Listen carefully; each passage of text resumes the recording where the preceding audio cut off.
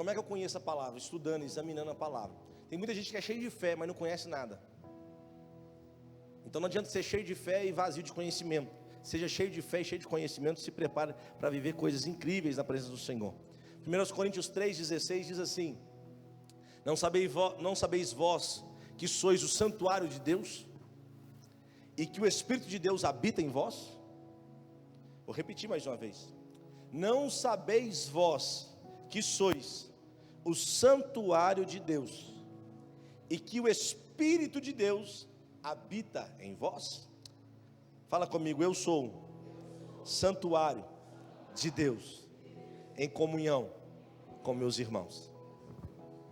Irmãos, nós estamos diante de um texto onde Paulo, ele vai escrever a igreja de Corinto, uma igreja muito importante, que ficava na Grécia, uma cidade muito rica, um povo muito poderoso, e a igreja está enfrentando crises internas, e dentro dessas crises eles estão preocupados quem é o mentor, quem é o facilitador.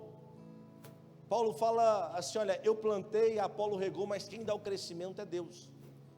Quem faz a gente crescer é Deus. Ele continua e no verso 16 ele diz assim, olha, vocês precisam entender uma coisa, o que? Não sabeis vós que sois santuário, algumas traduções templo, santuário de Deus, uma coisa, habitação do Espírito Santo, duas coisas. Eu não consigo pregar as duas hoje, vou me ater só ao santuário de Deus.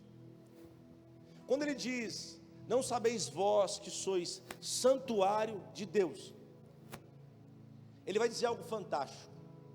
Para que serve o santuário? Santuário é um lugar sagrado. Santuário é um lugar de comunhão entre o homem e Deus. Santuário é um lugar de culto. Santuário é um lugar de adoração. Então quando se fala de santuário, está falando de lugar onde você se envolve com Deus, onde você se relaciona com Deus. Quando fala de santuário, fala de um ambiente onde você adora a esse Deus, presta culto a esse Deus. Deus no princípio, Gênesis 1, criou os céus e a terra. Essa terra era perfeita, a terra era chamada de Éden, a terra chamava Éden, fala forte, Éden. Éden é um lugar de delícias, a transformação da palavra em português é lugar de delícias, lugar de prazer.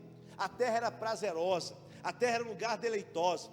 Só que Deus, olhando para a terra, Ele vai estabelecer o homem. E quando vai estabelecer o homem, Ele coloca o homem em um jardim fechado dentro do Éden. Se o Éden é a terra, Ele pega e constrói um jardim. Esse jardim era cercado. A Bíblia diz que dentro desse jardim, quando Deus planta, Gênesis 2:8, Deus plantou esse jardim, cercou todo esse jardim. Dentro desse jardim havia comida para o homem, havia alimento. Dentro desse jardim havia a árvore da vida, onde o homem comia e tinha vida eterna. Dentro desse jardim, a Bíblia diz que havia um rio com 4 braços que regava todo o jardim. Então nesse jardim tinha tudo que o homem precisava. E esse jardim não é só um jardim. Observa, a terra já era prazerosa, a terra já era deleitosa, mas Deus fez um jardim fechado. E esse jardim se chama santuário de Deus. Não entendeu, né? Chama santuário de Deus. Espera aí, pastor, já tinha prazer na terra sim, já tinha deleite na terra sim, e mesmo assim Deus estabeleceu um santuário. Mas observe que esse santuário é um ambiente único, era um jardim, não tinha repartições, era onde Deus descia. A Bíblia diz que na viração do dia, todos os dias, na viração do dia, entre 5h15 até 6 da tarde, Deus descia no jardim. Ele conversava com o homem, ele se relacionava com o homem, mesmo estando em meio à terra que é prazerosa. Deus decidiu construir um santuário, plantar um santuário, para que ele tenha relacionamento com o homem. É Deus dizendo, você precisa entender, eu quero me relacionar com você, eu quero me relacionar com a sua história, mesmo a sua história sendo boa, prazerosa, uma terra deleitável, eu preciso estabelecer um santuário, um lugar sagrado, onde eu vou me relacionar com você todos os dias. Fala comigo, todos os dias. Dá um cutucão santo vizinho e fala, é todo dia, tá, irmão? Não, me ajuda a pregar, fala, é todo dia, tá, minha irmã? Porque tem crente que é só no domingo de manhã, tem crente que é só no domingo à noite, ele esquece de Deus segunda, terça, quarta, quinta, só que eles falam assim, o santuário não é para isso, o santuário é todos os dias, eu preciso ter um encontro com você, todos os dias eu preciso me relacionar com você.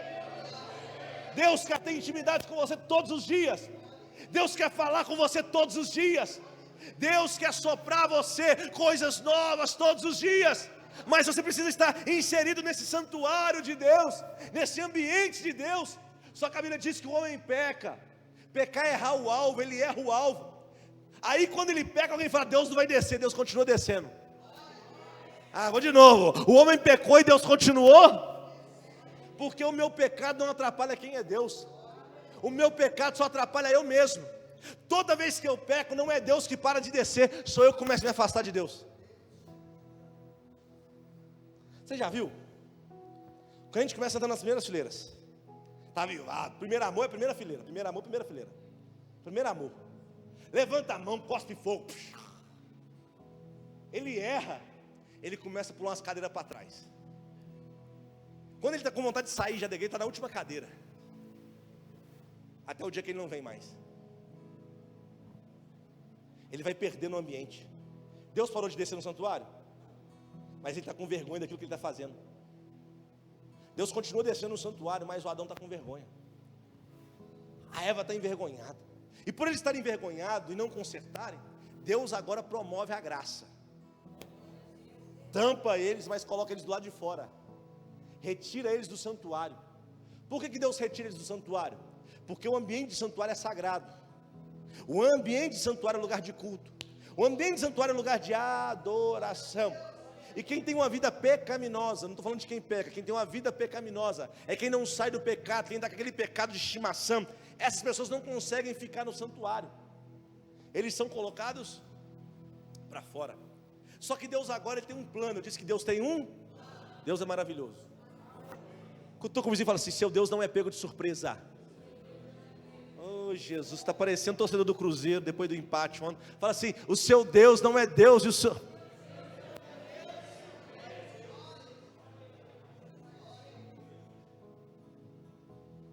Tem gente que acha que Deus foi pego de surpresa.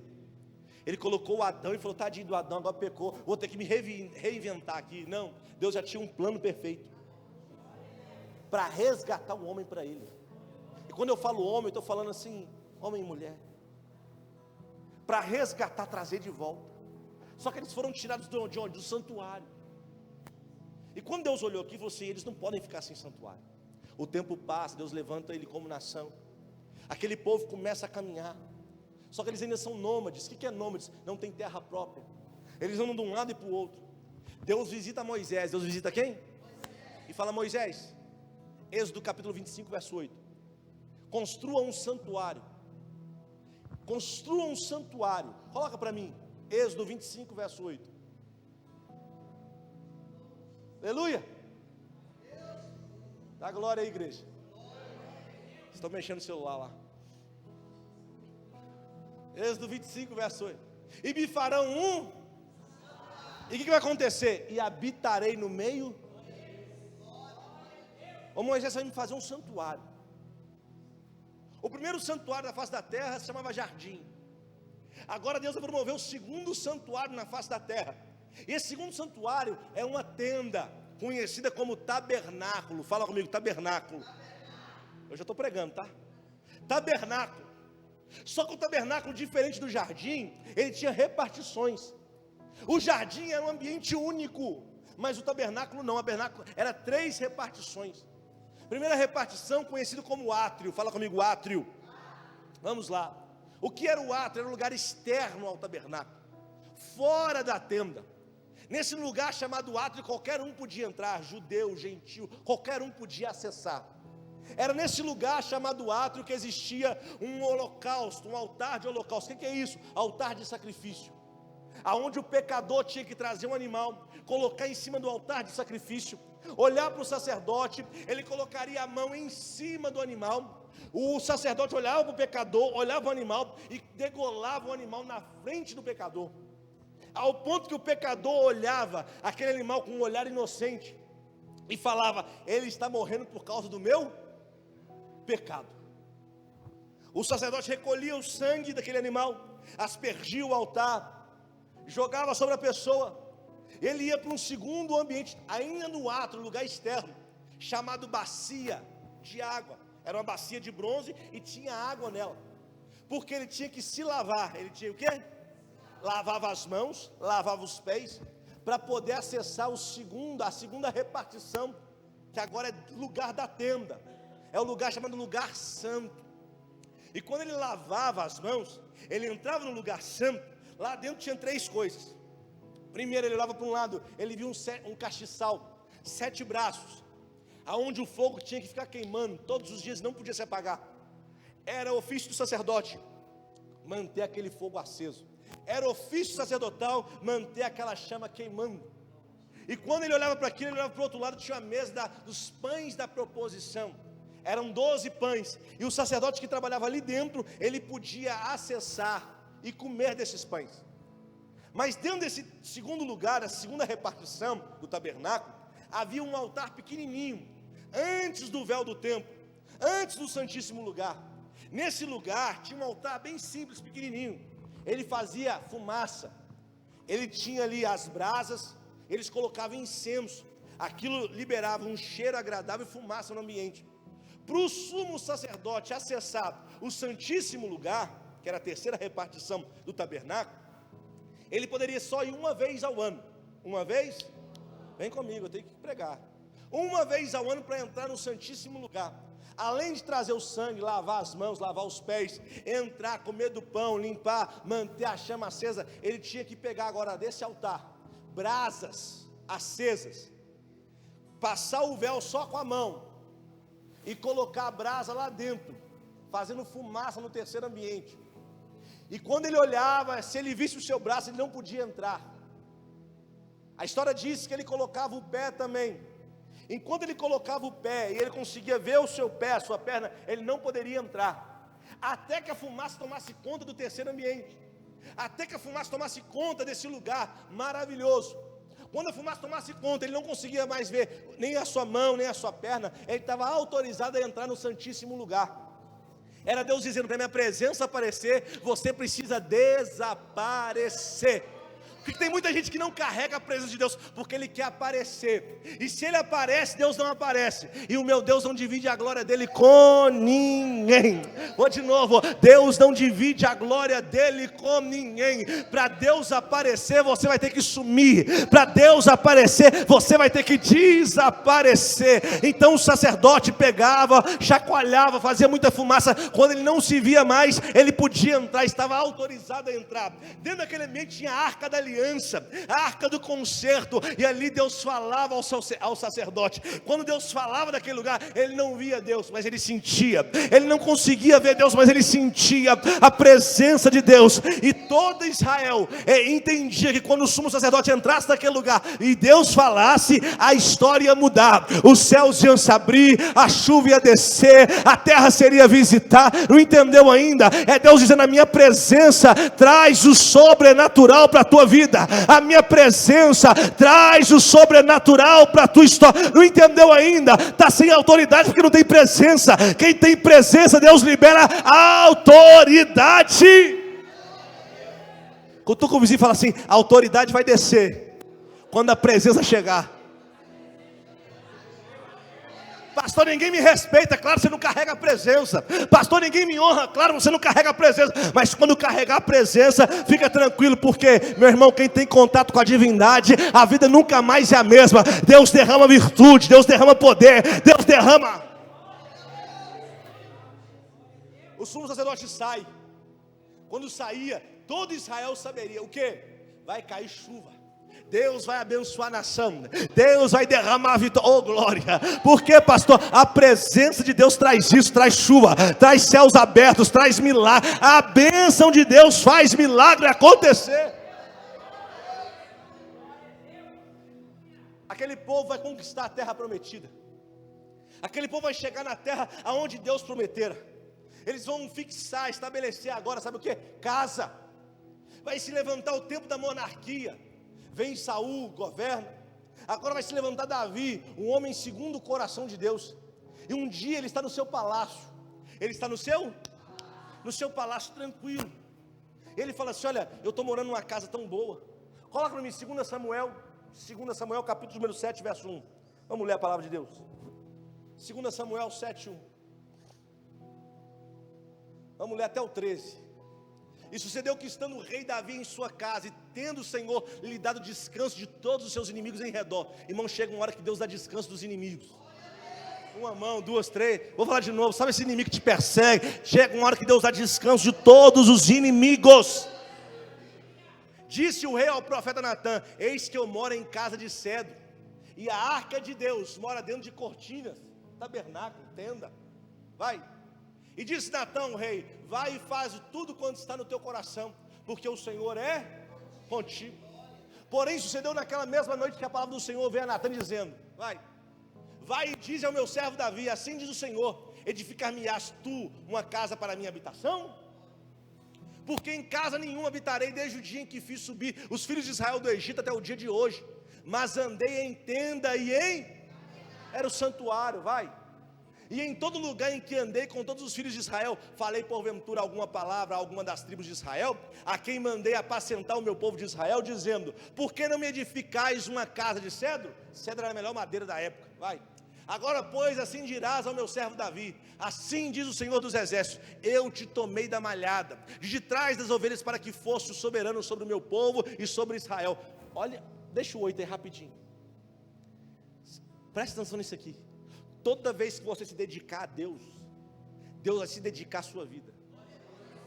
Toda vez que você honrar a Deus, honrar o seu reino, o reino vai te honrar. Olha isso. Verso 9: eu fui contigo por onde quer que foste, e destruí até os inimigos diante de ti, e fiz grande o teu. O que Davi quer fazer? Ele quer construir uma casa para Deus. Ele quer construir uma igreja, um palácio. Toda vez que você tem intenção de prosperar, para ajudar o evangelho a crescer, a avançar, Deus começa a te dar vitória em todos os lugares que você passa. Deus começa a fazer o seu nome conhecido na face da terra. Pastor, eu não quero fama, mas se você honrar Deus, Deus vai te fazer famoso. Não tem jeito, não tem como fugir, não tem como se desviar. Está comigo ou não? Olha isso, olha. Verso 10: e preparei lugar para o meu povo, para Israel, e o plantarei para que habite no seu lugar, e não mais seja removido. Estabelecimento de lugar. E nunca mais os filhos da perversidade o aflijam como dantes. Verso 11: e desde o dia em que mandei que houvesse juízo sobre o meu povo Israel, a ti porém te dei descanso de todos os teus inimigos. Também o Senhor te faz saber que te fará casa. Quando teus dias forem completos e vieres a dormir com os teus pais, então farei levantar depois de ti um dentre a tua descendência, o qual sairá de tuas entranhas, e estabelecerei o seu reino. Verso 13: este edificará uma casa ao meu nome, e confirmarei o trono de seu reino para sempre. Deus estava dizendo para Davi: Davi, a sua intenção é boa, mas você não vai construir porque a sua mão tem marca de sangue.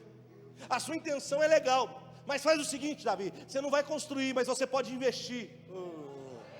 Não entendeu? Ô Davi, você não vai construir, mas você pode investir. Levante oferta, levante ouro, levante prata, porque da tua descendência eu vou tirar um que vai edificar uma casa para o meu nome. Davi não conseguiu edificar, mas deixou muito recurso, muito ouro, muita prata, muitas coisas para alguém construir em nome dele. Aí vem Salomão. Salomão agora vai construir o terceiro santuário na face da terra, conhecido como o templo de... um negócio pomposo, um negócio maravilhoso, um negócio lindo, faraônico. Um negócio que quando alguém chegava, todo mundo, sabe, os olhos brilhavam, porque era muito dinheiro envolvido, muita riqueza envolvida. Agora observe, o primeiro santuário, Deus descia e falava com o homem diretamente. No segundo santuário, o homem tinha que passar por muitos rituais, era muito difícil acessar a presença, uma vez por ano, e corria o risco de morrer. Mas no terceiro santuário, além dos rituais continuarem, teve que ter muito dinheiro, muito recurso investido. Teve que ter o que, gente? Muito dinheiro, muito recurso investido. E Deus se manifestava naquele lugar. Você conhece a história? O templo é destruído. Eles construíram o templo de Salomão em 7 anos. Agora vem Nabucodonosor e destrói o templo.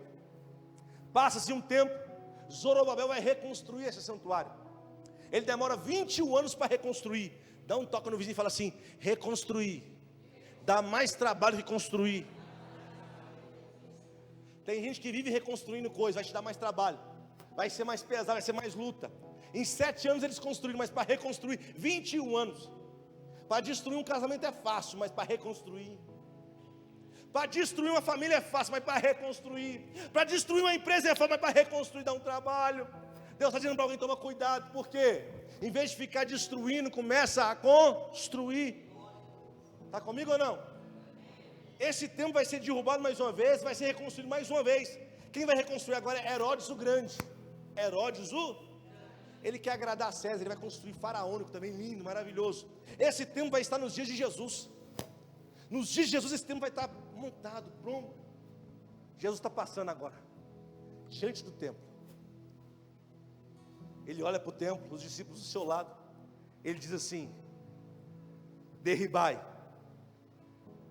destruir este templo, e em 3 dias eu reconstruirei. Observe que ele não fala que ele vai destruir. Coloca para mim João 2,19. João 2,19. Quem está aí, diga amém. Eu estou dando uma volta para chegar e aplicar e a gente ir embora.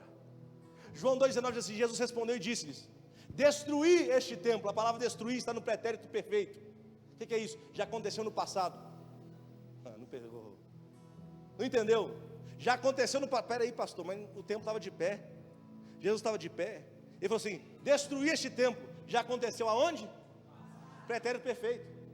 Português, simples, claro. Ele está dizendo assim: no plano do meu pai já aconteceu. E alguém vai destruir, não sou eu. Porque eu não nasci para destruir nada. Eu nasci para reconstruir, eu nasci para levantar, eu nasci para edificar. Você está comigo? Levante as 2 mãos aos céus. Deus está dizendo essa manhã para alguém aqui: Ele não veio destruir a sua vida, Ele veio reconstruir aquilo que destruíram. Ele não veio te abater, Ele veio te levantar. Ele não veio te pôr no pó, Ele veio te colocar de pé e mostrar que Ele é Deus da tua vida. Jesus diz assim: ó, destruir este templo em 3 dias reconstruirei, vou levantar esse templo. Eles pensaram que era o templo físico, eles pensaram que era o santuário físico, o 3º santuário, o santuário de Salomão. Só que Jesus não estava dizendo desse santuário, Jesus estava dizendo acerca de si mesmo. A Bíblia diz que Jesus vai ser preso, condenado, e a condenação mais forte de Jesus foi porque ele falou sobre o templo. Porque estava escrito uma profecia antiga, que aquele que proferisse contra o templo, eles entrariam em sua casa, tirariam a madeira, faria dela uma cruz, e crucificaria quem falasse de quem? Do templo, do santuário. Não podia. Eles acusam Jesus, prendem Jesus, na cruz do Calvário. Jesus está onde? Ele está na cruz do Calvário, pregado na cruz. Ele diz assim: aquele que quiser vir após mim, tome a sua. Dá a entender que é carregar a cruz. Quem já entendeu isso? Não. Nada de carregar a cruz. Ele está te convidando a uma morte. Ele está te convidando a morrer na cruz. E na cruz acontece algo fantástico. O que é, pastor? Você vai entender. Quando você está na cruz, a Bíblia diz que Jesus vai olhar para cima. Vai olhar para onde? Ele fala assim: Pai, por que me abandonaste? Depois Jesus olha para frente. Aquela multidão falando: crucifica, mata, arrebenta com ele. Ele olha para frente e fala: Pai, perdoa eles. Eles não sabem o que? Na cruz Jesus olha para baixo, vê a mãe, vê João e fala assim: ei João, cuida, ela é sua mãe, cuida que ele é seu filho. Na cruz ele olha para onde? Para o lado. Ele olha para um assassino e fala assim: hoje mesmo estarás comigo aonde? No paraíso. Observe que Jesus olha para cima, olha para baixo, olha para o lado, olha para frente. Só tem um lugar que Jesus não olha. Ele dizendo: na cruz, quando você está crucificado, você não consegue mais ver o seu passado de dor, o seu passado de humilhação. Mas na cruz eu faço com que você olhe para o céu, olhe para Deus, olhe para quem está na sua frente, olhe para um lado, olhe para baixo. Mas você só não vai olhar para onde? Porque o que passou, passou. Eis que novo eu faço todas as coisas da sua. Por isso que o convite é: vai, pega a sua cruz e siga-me. Fala com o seu vizinho, para de olhar para trás, meu filho. Para de olhar para o passado. Deus tem um presente e um futuro maravilhoso para a sua vida. Tem gente apegada no passado. Tem gente apegada lá atrás. Ai, quando eu tinha 20 anos. Ai, irmão, você já está com 60, acorda. Ai, pastor, quando eu casei há 15 anos atrás era tão bom. Faz melhorar agora. Olha para frente. Ai, ninguém fala nada nessa hora, né? Aleluia, glória. Aí viajar com sua esposa, dá um jeito. Jesus, ele é crucificado por causa que ele falou do santuário. Só que no dia que Jesus vai se entregar na cruz do Calvário, ele vai estabelecer o que a gente chama de quarto santuário. O quarto, que santuário é esse? Fala comigo, corpo de Cristo. Opa. O quarto santuário é o corpo de Cristo. No primeiro santuário, Deus descia. No segundo santuário, para você acessar a presença, era muito ritual, muito difícil, porque a religião faz isso conosco. Dificulta o acesso à presença. Todo religioso vai dificultar o seu acesso à presença. Assim não pode fazer isso, não pode aquilo, agora não pode aquilo outro. Você, é religioso demais, ele não consegue adentrar. Só que Jesus diz, fica tranquilo, porque eu sou o caminho, a verdade eu não vim dificultar o caminho à presença, eu vim facilitar o caminho à presença do Pai. Vou dizer de novo, Jesus veio facilitar o caminho à presença do Pai. Enquanto a religião está colocando muito problema, muito obstáculo, muita coisa. Tem religião que coloca ritos, muito rito. Tem religião que coloca muito dinheiro, tudo é dinheiro. Mas Jesus não, ele fala assim, eu sou o caminho, a verdade e a vida. Ninguém vem ao Pai, está dizendo, quem anda por esse caminho já enxergou no Pai. Quem anda por esse caminho já está vivendo com o Pai. Quem anda nesse caminho já vive a presença do Todo-Poderoso na sua vida. O Evangelho no tabernáculo ele é pregado de uma vez só. Em resumo, o que é? É Jesus, o sacrifício do holocausto. Quem aceita o sacrifício logo passa pelo batismo, lavagem das mãos, das águas. Passou pelo batismo e entrou no segundo acesso. O que é? Vai participar da mesa, da ceia, oh glória. Participou da mesa da ceia, do outro lado tem o quê? Tem o fogo do Espírito que não pode se apagar. Cabe a você manter esse fogo aceso. E uma vez que você aceitou Jesus, passou pelas águas, comeu da ceia, se encheu do Espírito, está preparado para viver a poderosa presença do Todo-Poderoso na sua vida. Aleluia. Quando Jesus morre, quando ele morre e ressuscita, ele inaugura o quarto santuário. Só que aquele santuário ainda estava de pé, o de pedra, o físico. 70 anos se passam. Tito vai fazer uma revolta. Quando ele entra, queima toda Jerusalém, coloca fogo no santuário, cai tudo. Só uma coisa fica de pé. Me pergunta o quê? O muro, conhecido como Muro das Lamentações, onde o povo vai orar. É considerado pelos estudiosos o lugar mais sagrado do mundo, porque era nesse lugar que a Arca da Aliança ficava, onde Deus falava. É por isso que existe uma promessa, está lá até os dias de hoje. Qual é? Toda oração que for feita nesse lugar, eu darei ouvidos e responderei. Só que Jesus não veio para limitar o santuário a apenas um lugar, a um ambiente, a um lugar, não. Ele veio expandir o santuário. Vou falar de novo, ele veio expandir o santuário. O pecado afasta da presença, mas tem um Jesus que te atrai de novo para a presença. Ele falou assim, quando ficar em Jerusalém até que do alto sejais revestidos de poder. Ficar nesse lugar, o que eles estão fazendo lá? Reunidos num só propósito, clamando, adorando. E o texto diz que de repente, eu gosto dessa expressão porque de repente a vida pode mudar, de repente os céus podem se abrir, de repente a glória pode descer, de repente o seu filho pode ser salvo, de repente a sua família pode ser restaurada, de repente a sua conta pode mudar, de repente a sua história pode ser transformada.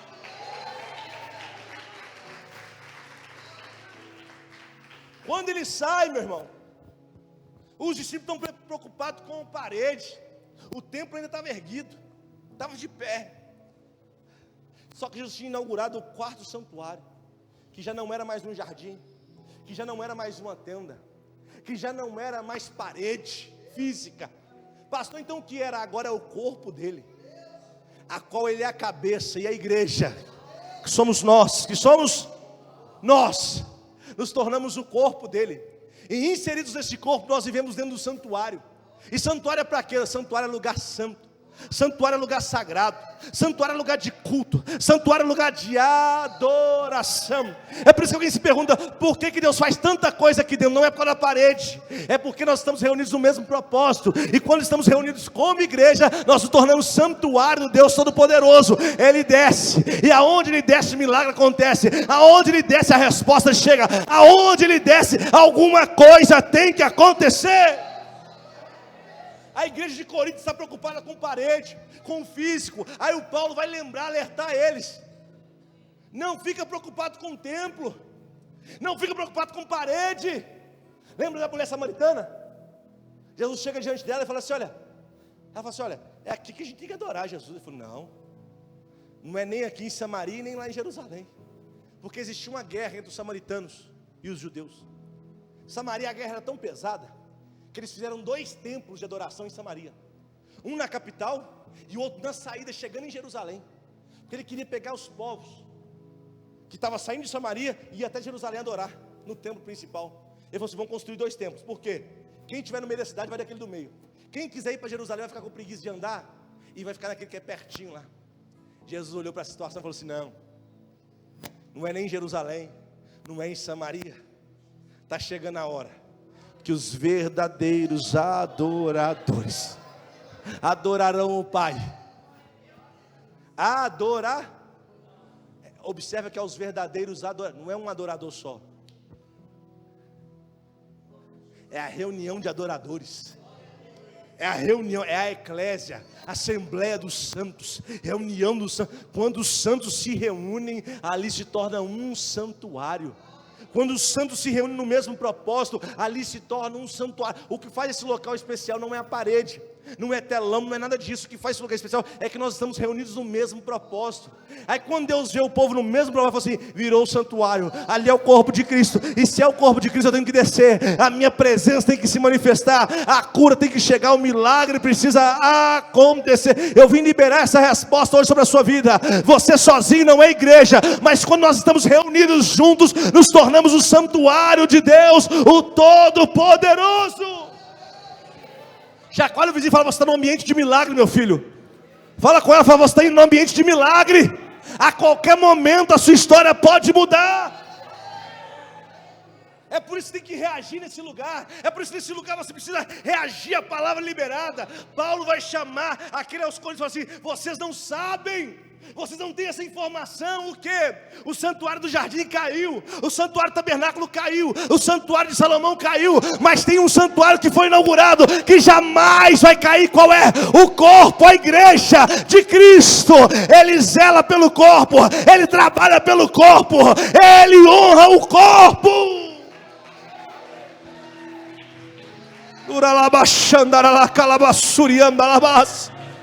Deus trouxe alguém nessa manhã para dizer: não saia do corpo, não se afaste do corpo, porque enquanto você está inserido no corpo, é o verdadeiro santuário de Deus, aonde a presença dele se manifesta, aonde o céu se abre, aonde a glória desce, e aonde nós somos tocados.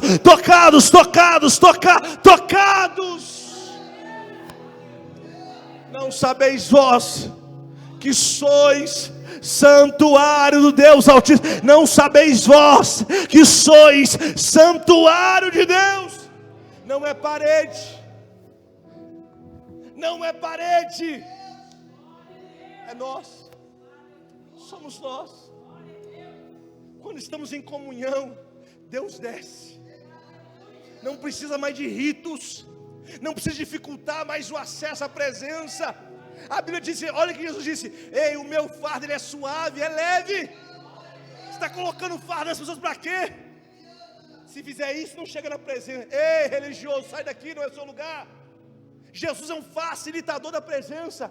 Enquanto a religião fala: talvez você consiga chegar, Jesus diz: eu sou o caminho, você vai chegar. Enquanto alguém diz: talvez você vai receber, Jesus diz: eu estou falando, você vai receber. Só não se ausente do corpo, só não saia de perto do corpo. Você sozinho não é igreja, mas quando nós nos reunimos num só clamor, num só propósito, num só culto, numa só adoração, ele fala: alguém me chamou, o santuário está me chamando e eu preciso descer, eu preciso descer, eu preciso. Deus está descendo nessa manhã, nesse lugar. Deus está visitando essa casa.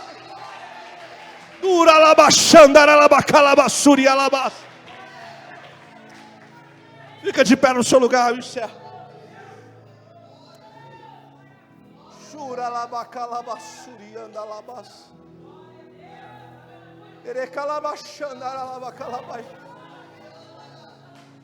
É nesse lugar, é nesse ambiente, é nesse lugar que nós adoramos. Pastor, por que eu preciso de um santuário, pastor? Porque esse lugar é sagrado.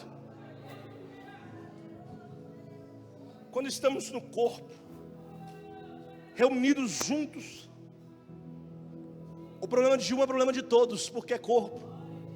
Se o dedinho bate aqui, a cabeça sente. Por isso, quando Deus visita a casa, Ele visita todos. Ele falou assim: esse é o santuário que eu quero, esse é o santuário que eu preciso. Não é mais jardim, não é mais tabernáculo, não é mais templo faraônico, não. É só o povo reunido no mesmo propósito.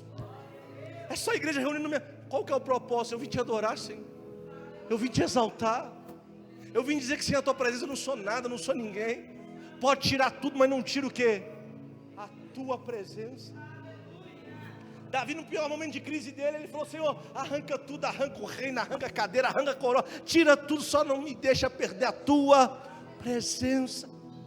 Porque a tua presença sara, a tua presença cura, a tua presença liberta, a tua presença nos faz prosperar, a tua presença nos faz crescer, a tua presença, como é bom sentir a tua presença, como é bom ser cheio da tua presença, como é bom estar nesse ambiente, porque esse ambiente tem a tua presença, essa casa carrega a tua presença.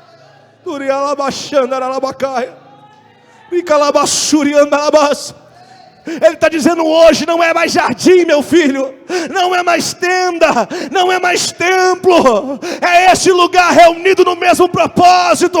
É quando você rasga o teu coração, é quando você chora na minha presença, é quando você diz: Senhor, só o Senhor pode todas as coisas, só o Senhor é Deus na minha vida, só o Senhor pode fazer. É quando a tua presença se manifesta, é assim que a tua presença vem.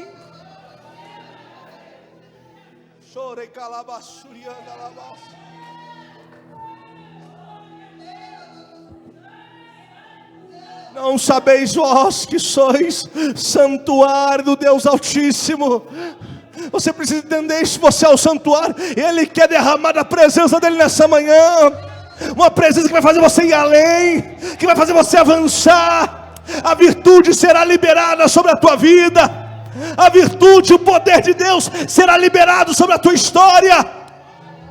É a presença, é a presença. Clame pela presença nessa manhã. Clame pela presença nessa manhã. Sabe o que vai fazer a sua vida mudar? É a presença dele. Sabe o que fará você prosperar? É a presença dele. Sabe o que fará você ter uma nova história? É a presença dele. Feche os olhos e atrai a presença. Feche os olhos e atrai a presença. Atrai a presença. Atrai a presença, atrai a presença. Santuário é um lugar sagrado. Santuário é um lugar de culto. Santuário é um lugar